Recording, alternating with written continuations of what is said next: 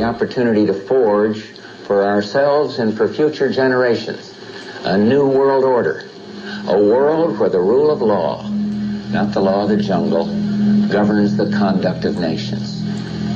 When we are successful, and we will be, we have a real chance at this new world order, an order in which a credible United Nations can use its peacekeeping role to fulfill the promise and vision of the UN's founders. There's a need for a new world order, but it has different characteristics in different parts of the world. The affirmative task we have now is to actually create a new world order. A world in which there is the very real prospect of a new world order. It's about the future of Europe and a new world order. After 1989, President Bush said, and it's a phrase that I often use myself, that we needed a new world order.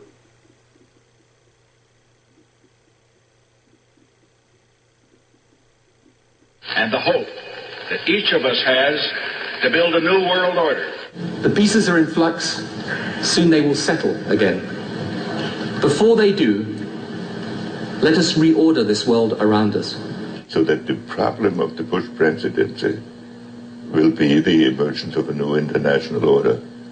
Within the next 4 years, we will see the emergence of a new international order. The beginning of a new international order.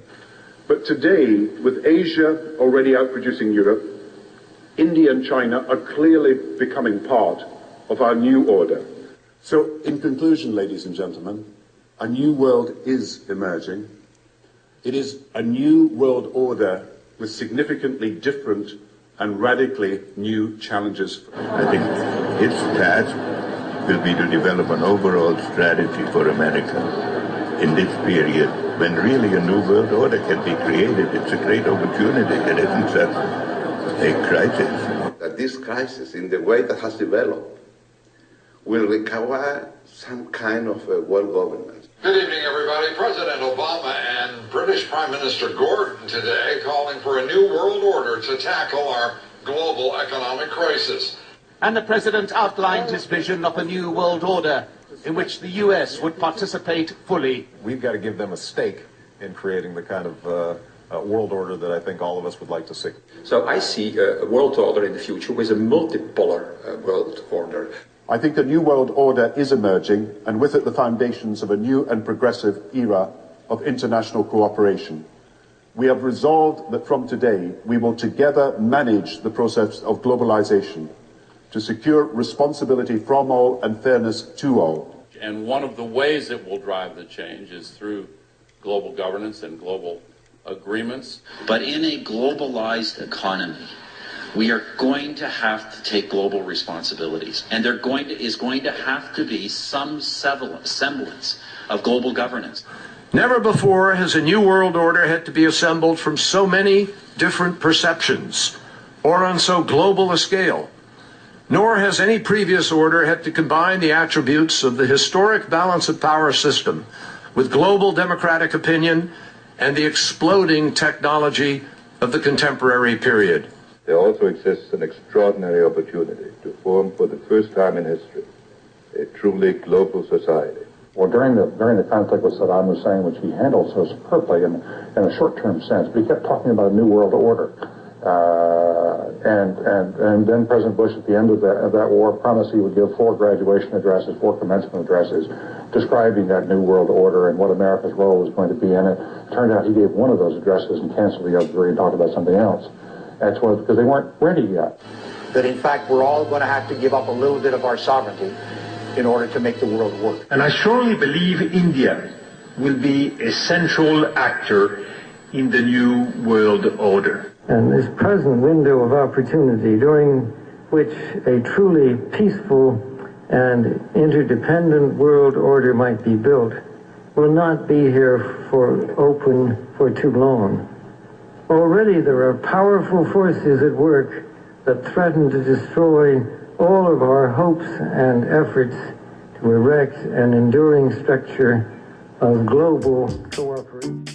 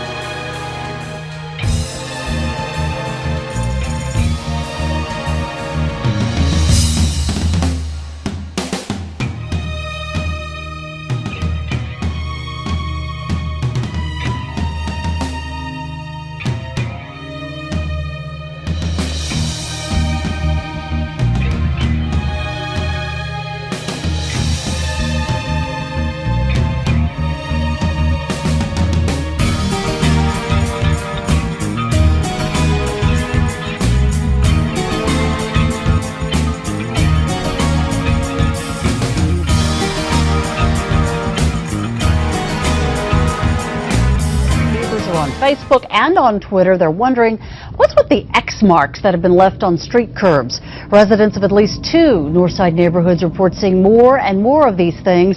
So we sent out our Jesse Degollado to check it out. If X marks the spot, then why here? Why are there small red X's scattered here and there along curbs and sidewalks? Even X's that were apparently cut into fresh cement, then colored blue. Our intelligence unit is looking into it. Our North Property Crimes unit is looking into it, and we also have our patrol officers in the area are well aware of the situation. So are they a way of alerting burglars? Who's home and who's not? It doesn't appear that there's anything sinister going on. Still, police aren't ruling anything out. Maybe they're markings for underground utilities. That is one of the prevailing theories that we're looking into, that it could be. Yet SAWS, CPS Energy, Public Works, and Solid Waste Management tell us they don't use markings like this. You know, I never noticed that up until now. Olivia Guzman, who has a red X in front of her house, agrees given where her utilities are located. No, they're over here. There's a phone, AT&T right there. Then why are they here? I would like to know why somebody will mark the front of my house.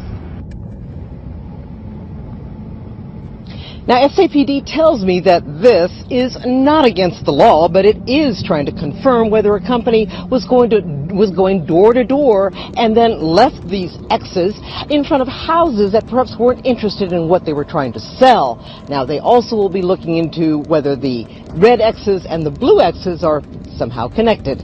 I've had people calling me saying they go out to their mailbox and they find a little red dot or a little blue dot on their mailbox, and they wonder what the little red dot and blue dot is. Well, it's marking your mailbox by the government, so when foreign troops come in here on us after martial law, if you have a red dot on your mailbox, they take you out immediately and shoot you right in the head. But if you have a blue dot, they take you to the FEMA camps being built by Halliburton right now. A little bit of mud isn't stopping the construction of a FEMA dome in Lumberton. Crews began the work in April. Towering more than 50 feet above the ground, this 25,000 square foot building being built between Lumberton Intermediate School and Lumberton High School is the first of its kind in Southeast Texas. It's a disaster dome, able to withstand 200-mile-an-hour winds. It will allow first responders and people who are unable to evacuate to a safe location to safely ride out storms. Lumberton ISD is one of the school districts that is used as a command center, and this will be kind of used as our command center in the event of an emergency. The multi-million-dollar project is part of the Texas Safe Shelter Initiative and is being funded primarily by FEMA grants.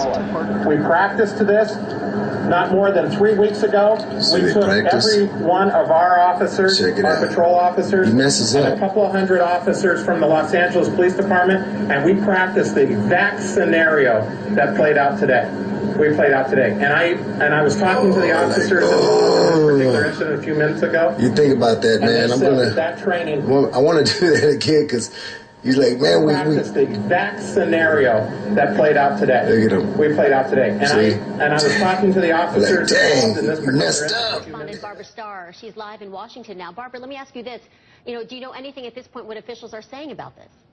Well, some information is now emerging. Our justice reporter, Evan Perez, has spoken to federal law enforcement official who says materials found on the shooting suspect did include a rant that appeared to reference that New World Order, as well as anti-TSA, anti-government claims. It's not clear what really gave rise to these references.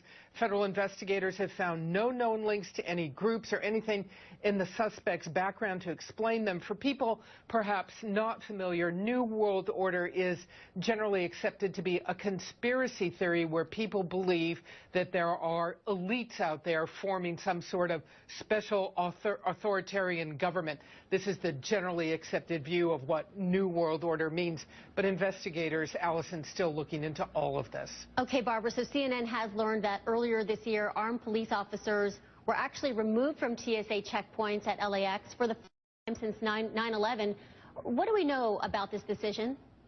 Well, Dan Simon out in California, our journalist out there, has been looking into this, and he's been told that, indeed, police officers were removed from those TSA checkpoints at LAX earlier this year. It seems the officers had been stationed there following 9/11, but a decision had been made to allow the officers to roam the terminal as long as they were never more than 2 minutes away from a checkpoint.